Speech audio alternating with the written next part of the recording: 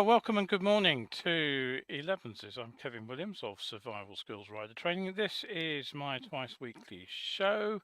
It is number 396. It's Wednesday, the 27th of December. So I hope you all had a very pleasant Christmas Day and Boxing Day. And today's show is a retrospective. We're looking back at the stories that hit the news in 2023.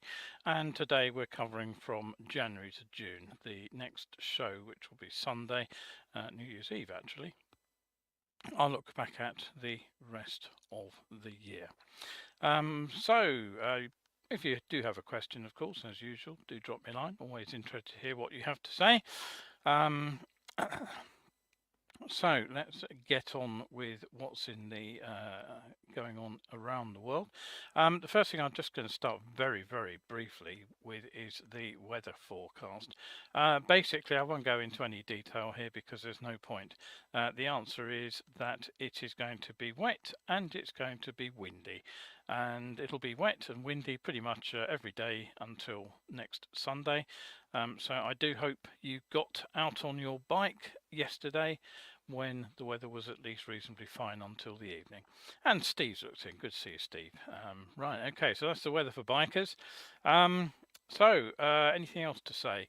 Don't forget the next live talk. The talk events are back. You can book you will be able to book the next one fairly soon. I haven't actually set it up yet, but it will be coming available by the next show. If you do want to pop along to watch it, you'll be welcome. It's Monday the 15th of January. And it will be a Science of Being Seen presentation. It will be a detailed one. I haven't quite worked out what I'm going to talk about yet, but I will get back to you.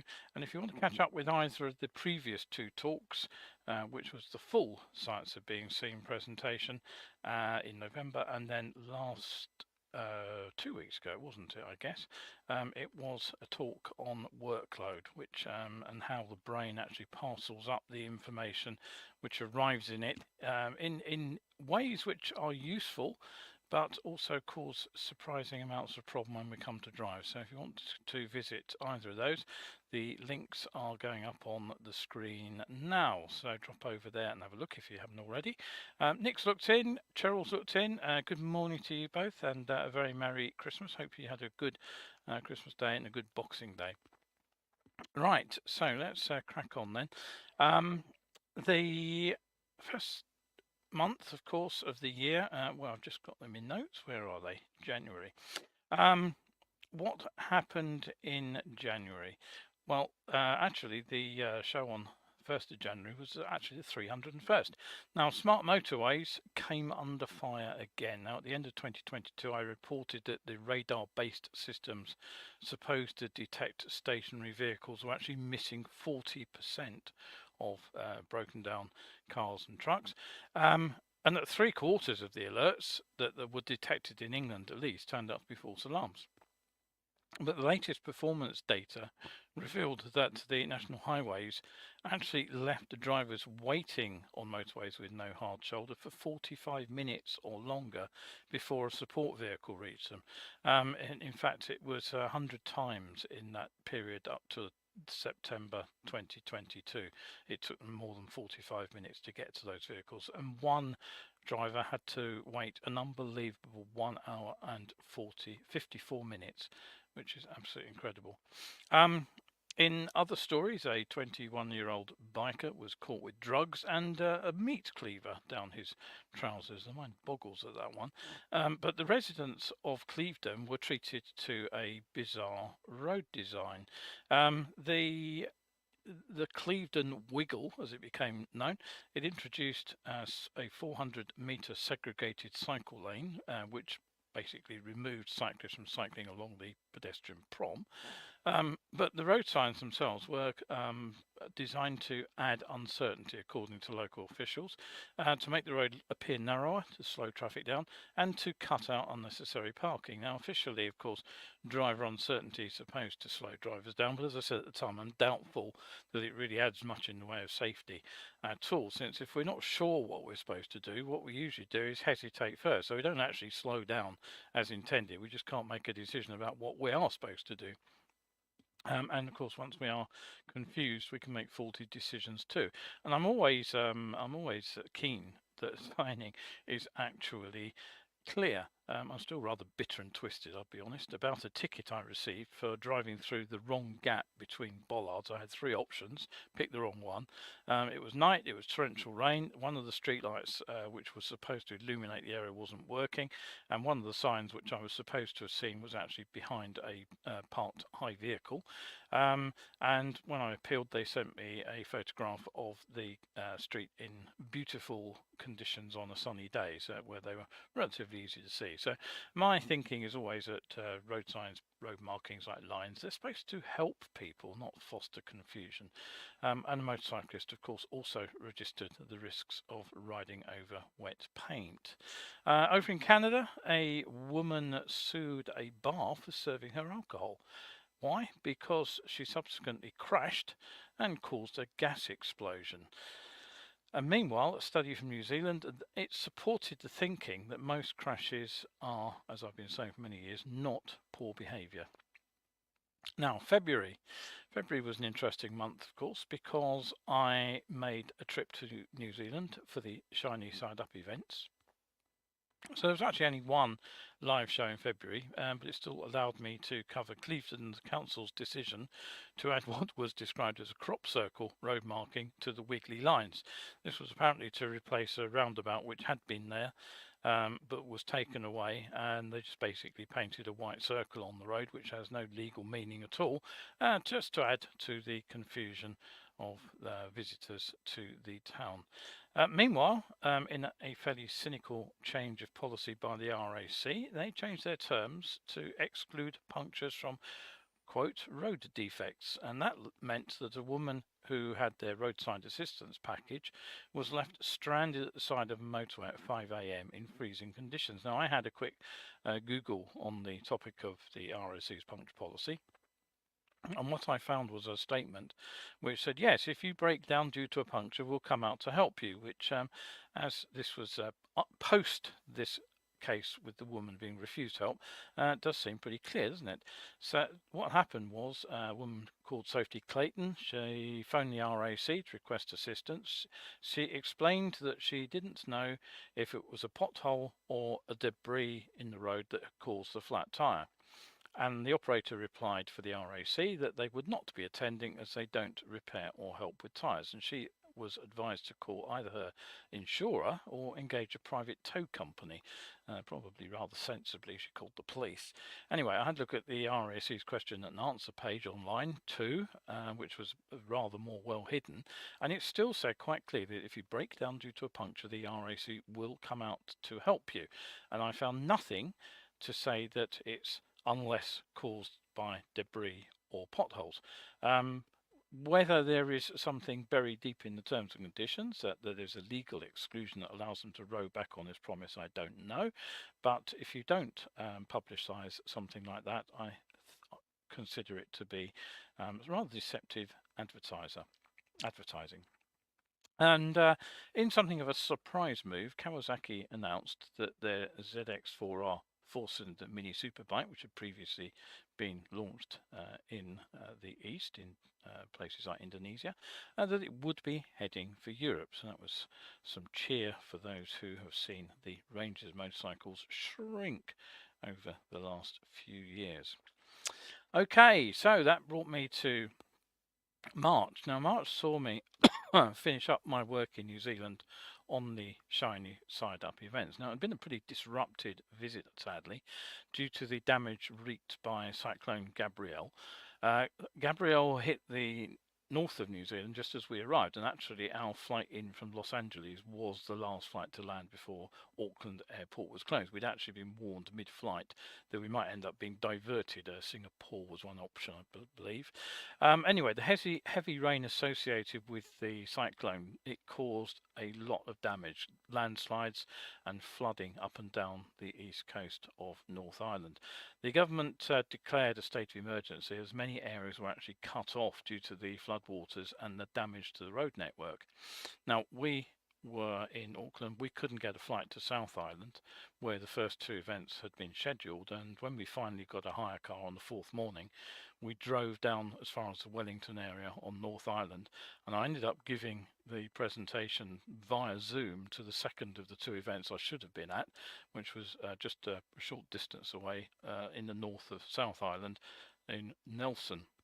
Now, as the month wound on, unfortunately, two more evening events were cancelled. The infrastructure there was just too badly damaged, and the second of our two day-long outdoor shows, which should have been a sort of full-on bike show really, was unfortunately downgraded to an indoor daytime talk event. So sadly, about a month ago, I've heard that the Shiny Side Up 2024 won't go ahead, at least not in its present form, a decision that may or may not be unconnected with the change to a right-wing government, because from what I can see, they have promptly set about canning road safety projects generally to save money.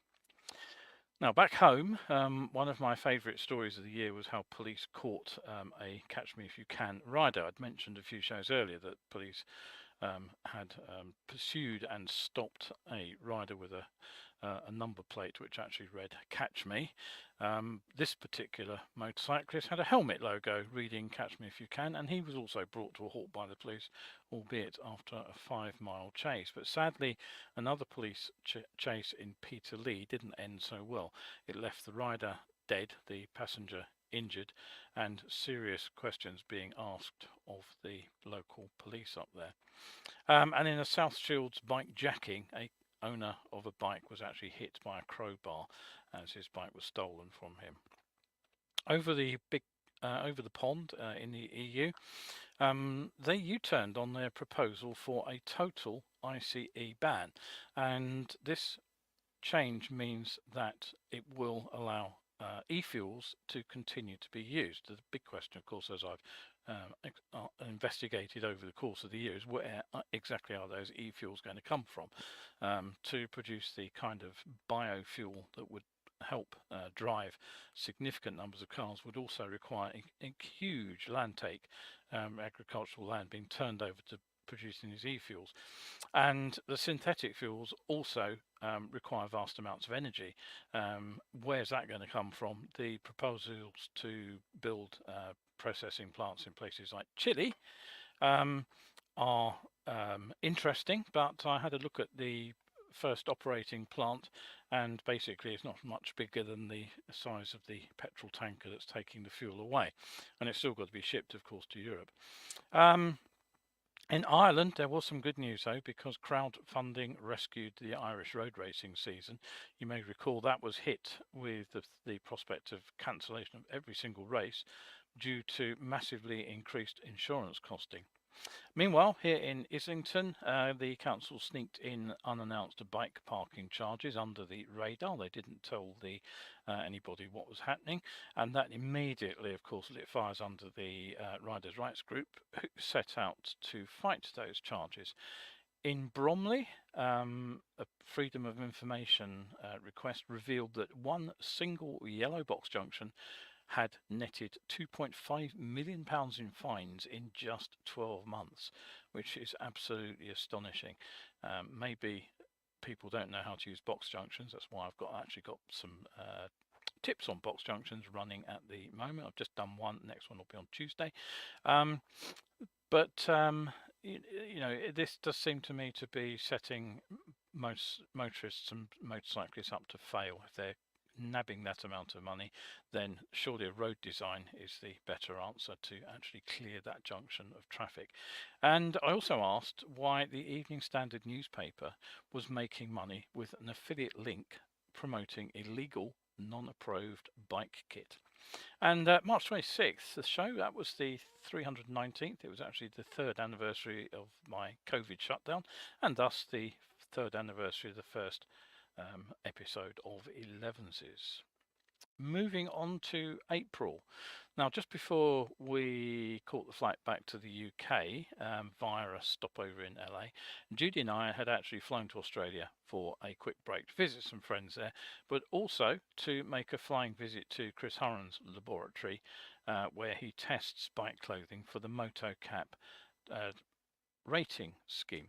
Now, I've seen Chris's demonstrations ever since I first met him at the 2018 Shiny Side Up event.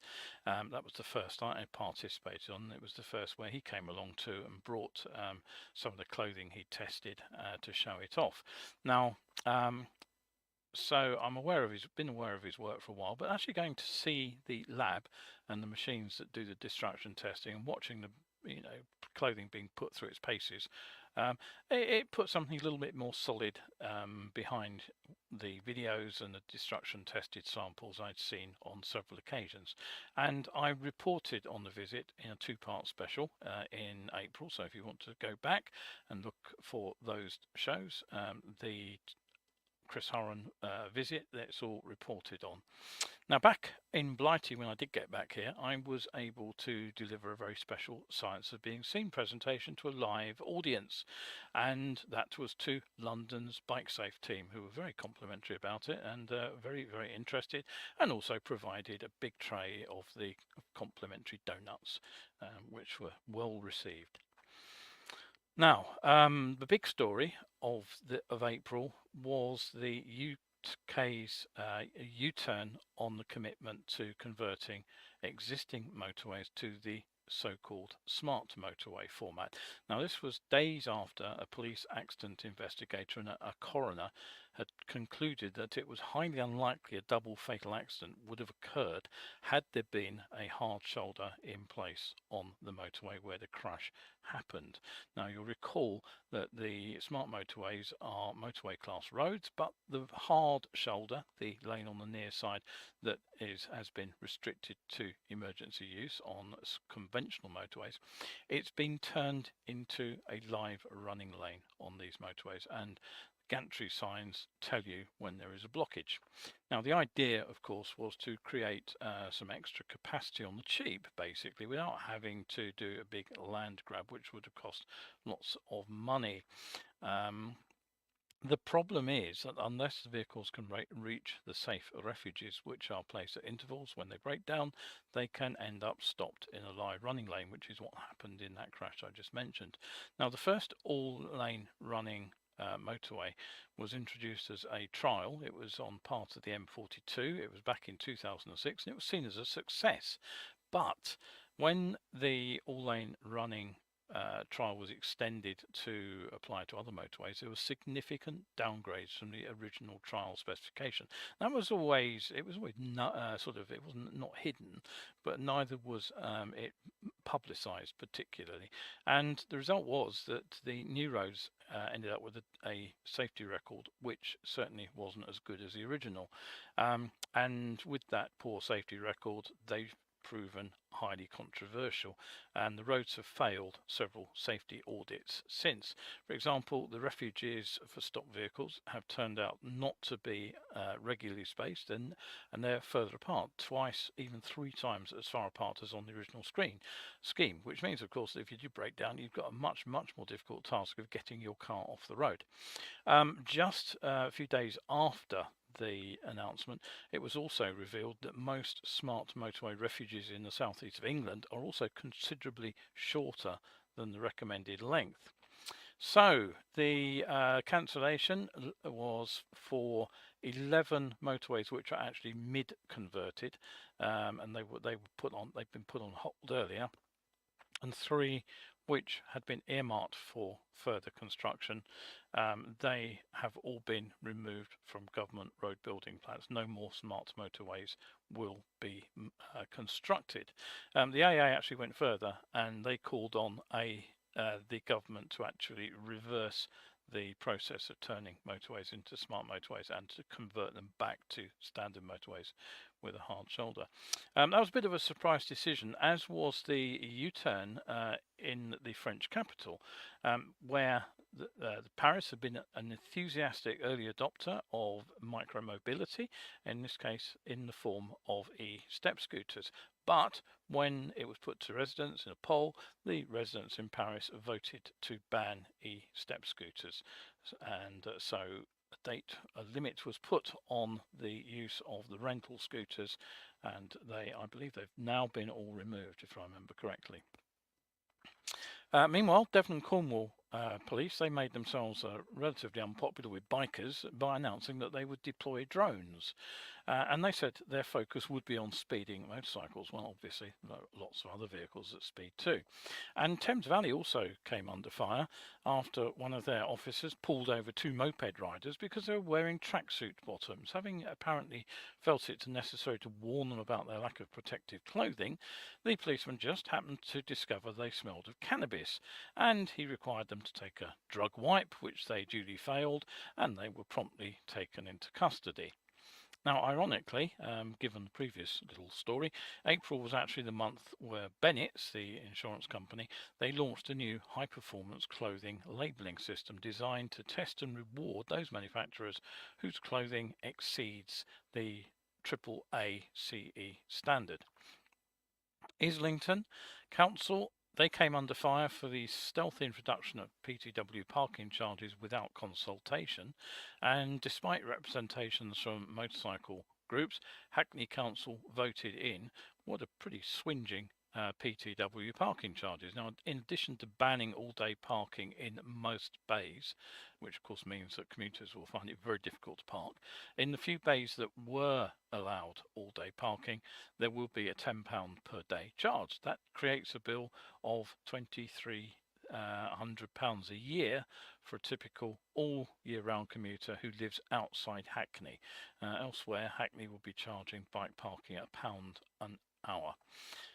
And as I've repeated, if it happens in London, it will happen very soon in other parts of the UK. So don't dismiss this as a London only thing. One good bit of news was that Wandsworth attempts to put up their very own 20 mile per hour speed cameras to monitor a limit in the borough was actually deemed illegal. And Mr. Pothole made a comeback. Now, you may recall that he's been seen filling potholes with rubber ducks and submarines and that kind of thing. He also notably fed a 1 pothole cake on its birthday. But his latest stunts were in team up with the brand Pot Noodle to highlight the poor state of UK roads. He said, quote, "Since nothing fills a hole like a pot noodle, who better to team up with to highlight the ridiculous states of the UK roads?" But another man who was painting around potholes to make them more obvious was actually slapped with a graffiti warning. Now, another coroner's report unfortunately revealed a blood biker who was involved in a fatal collision shouldn't have been using flashing blue lights, and that did bring the emergency riders under investigation. Another slightly more alarming story, though, is that we know over-the-air updates are becoming more and more common for modern vehicles, but BMW came under some serious fire because they actually turned off the launch control on a model without actually warning the owners of the bikes. I don't know if that caused any problems for riders, but certainly that's something that really shouldn't be done without consulting the rider before it happens, giving them plenty of warning. But for those who think that electric motorcycles will never compete with the internal combustion engine, Energica served notice by scoring a 5th place in an open race against ICE bikes on the Daytona banking. Later in the year, they actually nabbed their first podium. More on that, I suspect, next time out. And in my in-depth show on 23rd of April, I discussed what I called lies, damn lies and statistics, and this was a look at South Police Scotland publishing a misleading report on bike crash data. They claimed a rise in bike fatalities was behind their interventions, but they actually based it on the 2020 data, when of course travel was severely curtailed due to COVID. So yes, and not surprisingly, with traffic rising again in 2021 and particularly 2022, then it was hardly surprising that the bike crash figures went up too. Did I say good morning to Cheryl? I can't remember. I know I said good morning to Nick. So yes, Nick, Cheryl, Steve all looked in. Good to see you. Don't forget, if you are enjoying the show, you can always pop over to my YouTube channel. I've mentioned a couple of shows with interesting items, Chris Horan's Lab, for example. If you want to find it, the best place to head for is my YouTube channel, Survival Skills UK. There's a playlist there with all the 11s shows. They're all listed, easy to scroll back. Go and have a look at anything that catches your interest. We have a hello from Richard. Good morning to you, Richard. Nice to see you. I hope you too had a very pleasant couple of festive days.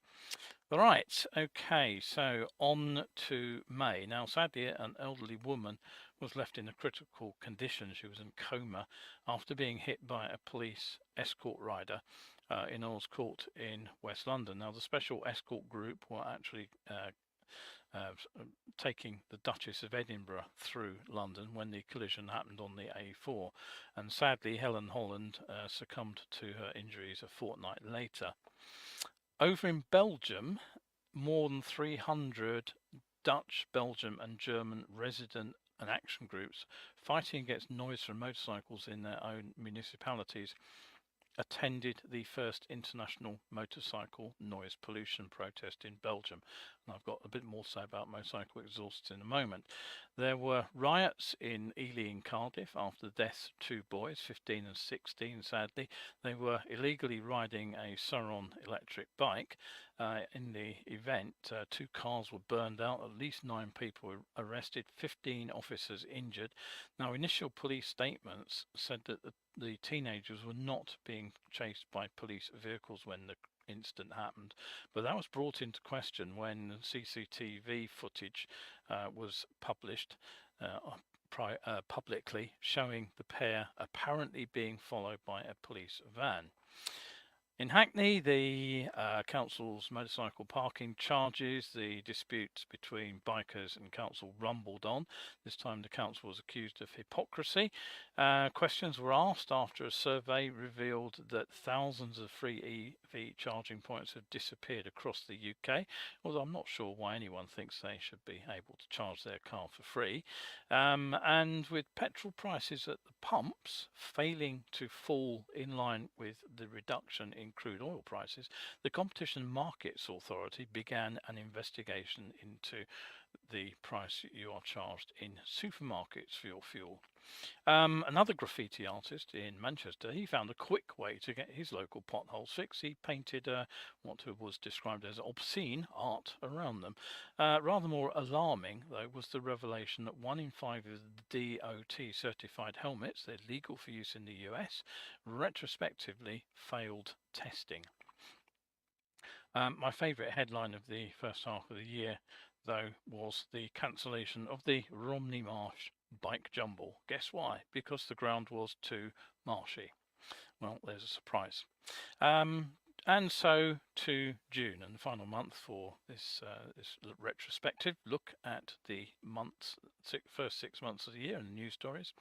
Now, one report I was pleased to be able to make, but I know would upset many motorcyclists, is that the European Association of Motorcycle Manufacturers, ASM, they have developed new guidelines for aftermarket motorcycle exhausts, which will see the end of removable decibel killers, which can be taken out once the pipe is on the bike. Basically, the only way to get the silencing element out of these new exhausts will be to destroy it. Now, right now, road legal replacement silencers usually come either with removable baffles, the decibel killers, or one that can be removed pretty easily just by grinding away a couple of spot welds. That's usually all that's needed. The reality is, of course, that these manufacturers know full well that many buyers will actually remove the baffle as soon as the system is on the bike. Now, as that meeting I mentioned a few minutes ago of over 300 residents groups from Belgium, Netherlands and Germany shows, it was the quietness of the lockdowns that really brought home to a lot of people just what a racket unsilenced motorcycles can actually make. Now, unfortunately, many non-bikers genuinely believe that this is the way the bikes actually leave the factory, when the truth is, of course, that a new machine has to comply with strict noise limits. And the result is, of course, we've seen an increasing number of outright bans on the use of motorcycles on scenic roads. Off the top of my head, I can remember that there is a summer ban on motorcycles in a significant part of Austria, up in the mountains. Now, equally unfortunately, many motorcyclists still believe that removing legal exhaust has some kind of benefit. I regularly hear the argument that gives the bike character. Another claim is it gives it more power, although that's very doubtful. And there is the idea that reduced weight will aid handling, which, you know, when you're saving a couple of kilos over a couple of 100 kilos, really isn't all that significant. And don't get me started on the loud pipes saves lives myth. Now, the bad news is, of course, that even if they do make the decibel killers irremovable, there are plenty of illegal race systems still on the counter for you to go and buy if you want them. I've reported on one particular UK manufacturer who has produced race systems for bikes which nobody would ever consider taking on a racetrack.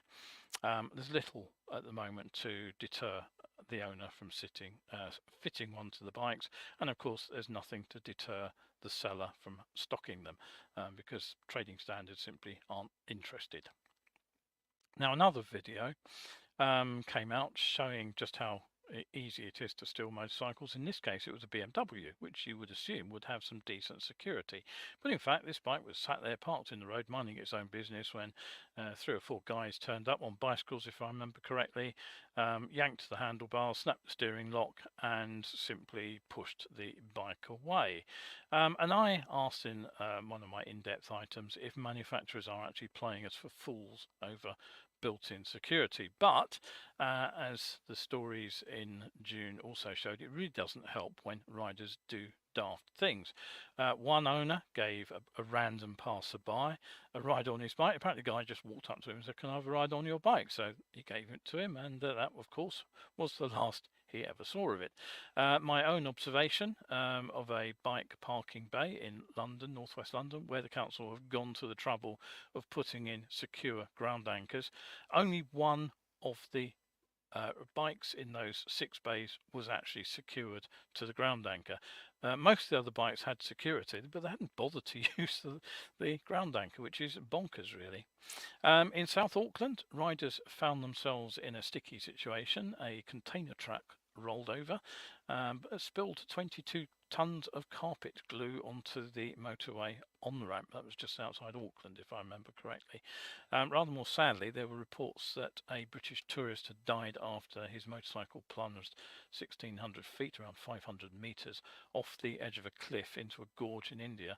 Now, the unnamed rider was said to have been taking part in an 8-man motorcycle tour in the Himalayas. And finally, one of the things I like to do from time to time is review collision data. And whilst there's been a crash map online for quite a number of years, it's never been particularly easy to use. Partly because it's on Google, and what happens is when you start to zoom in on Google, what you find is that there are all sorts of McDonald's and restaurants and things all over it, which kind of defeats the object, really, of trying to show you where the crashes are. Now I've just lost the web link. I was about to give you the web link to it, but I've managed to cut it and lose it. Anyway, new web application, I'll stick a link in later. It's much easier to view the crash locations in it. Oh, there it is. I've just got it back, so I'll just post that up for you. If you want to go and have a look, you can see where all the dodgy roads around you, what part of the world are.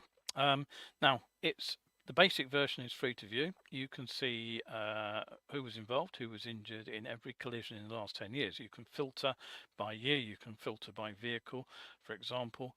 And if you want to pay for the data, pay to view, you can do it for £9.99 a month or £99 a year, and that allows you to analyze the national DFT's Stats 19 data, so you can really drill down and have a look at what's going on the roads. Now, I use this to take a look at a new Warwickshire poster campaign which exhorted riders to ride safely. The claim being made by the Warwickshire Safety Partnership was that the routes for the signage were carefully chosen, taking into consideration both our latest casualty statistics and the number of motorcyclists using the routes. And I don't know why, I just had a feeling that maybe they might not be quite as accurate as they were claiming. So I took a look at the routes. Now, the first road that I looked at was a busy road. It leads out of the town centre. It's dualled over much of its length, and it heads up to a motorway junction. And when I looked at it, there are numerous roundabouts, and many of those roundabouts are the scene of multiple car-bike collisions. There were other car-bike collisions at junctions, but nothing there implicated the motorcycle riders in those collisions. If we assume that they are the fairly standard SMIDSY collisions, then the chances are it was the driver who failed to see the motorcycle. Maybe the motorcycle didn't do a job of getting out of trouble, but whatever. It's probably a good site for an intervention saying drivers look for motorcycles rather than that riders ride more safely. The second road was a more open road. It was out across the country, ran from a small town out towards the county border. And I had a look at the data for 10 years for that road, which was apparently a high-risk road. 0 fatalities, precisely 1 serious solo motorcycle injury. So I asked exactly what it was that Warwickshire was seeing on those roads which made them a prime target for those interventions. And well, according to one of the organisers, basically as they were putting the signs up, they saw lots of motorbikes go past, so that showed them that they'd made the right road. I really think these kind of interventions are pretty much a waste of time, and certainly badly designed. And following week, I actually looked at data from Northumbria as well. Now, that used a figure based on national data to justify a local campaign, which of course is meaningless. Then I went back to Warwickshire, and I also had a look at their data, and I said that making decisions on where to put an intervention based on just a couple of years worth of data is pointless. It's a waste of resources at best, it's misleading at worst. And I reminded people about the concept of the regression to the mean. And basically what this is if you get a line of data and you get one little blip in it, what tends to happen is it tends to drop back the following year. The same instantly if you have an improvement in crash data, it very often returns to where it started. So it's important not to read anything into a blip, but unfortunately the campaign was saying that where they put their signs up, they've seen fewer accidents in the subsequent year, and that proved their campaign worked. Well, unless you actually have a long baseline and you can see that the improvement is sustained, then really you can't make that claim at all. And I said that actually regression to the mean is something that anybody who is considering a road safety intervention ought to have explained on a poster on the wall. Right, so that's it. That's today's roundup of the first half of 2023. I'll be back on New Year's Eve with the second half, which will take us from January through to December. Anything else I wanted to say to you before I go? I think not really, just a quick reminder about the next talk, which will be on Monday the 17th, I think it was. I did tell you what it was earlier, didn't I? So any comments, again, any sort of thing you want to say, do drop me a line. More than happy to hear from you. And I hope you've enjoyed the first half of the retrospective, and I hope I'll see you again on Christmas Eve. So that's it from me today.